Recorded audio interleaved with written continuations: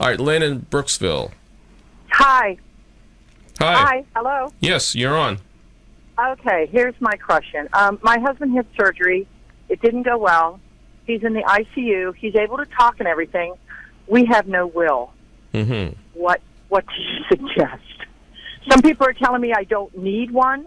Other people are telling me I can go online and buy one of those online kits. Are these people lawyers? No. Then stop listening to them. Don't take legal advice. All right, so he can't talk. Can he? Yes, he can talk and he can sign. Oh, well, hey, attorneys go to hospital. We go to hospitals and meet all the time clients and get documents done. Okay, so you don't think like the online will... All right, so here's why somebody might have told you you don't need a will. They might have told you don't need a will because you're married and you own everything jointly with right of survivorship or just jointly between husband and wife. Yes. Now, if your husband died, would a will be needed if that was exactly positively true? Well, no. Okay. I thought you were... Well, no, you said no. Go ahead. Why did you say no? Because we own everything jointly and we don't have, like, vast bank accounts or anything like that.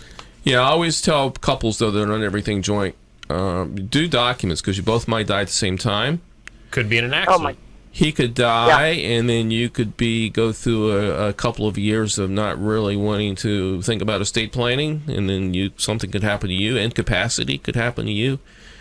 So I would encourage everyone to, at least have a will, and also consider a trust. And then you need a durable power of attorney, healthcare surrogate, and some other documents as well. Yep. Okay. So, and there are attorneys that will go into talk to you and get something prepared and go into a hospital to get it signed. So.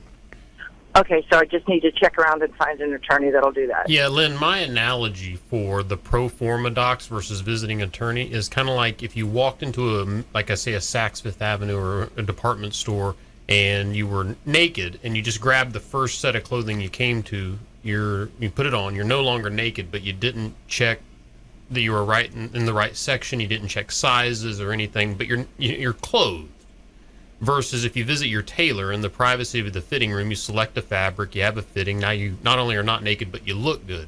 That's the difference in the document. So it's a difference of a promise of this document is not invalid versus the promise of this is the optimal document for you and your family. Okay, thank you. All right, well, thanks for listening. Thanks for listening. Thank you so much. Good luck, Lynn. Bye. All right.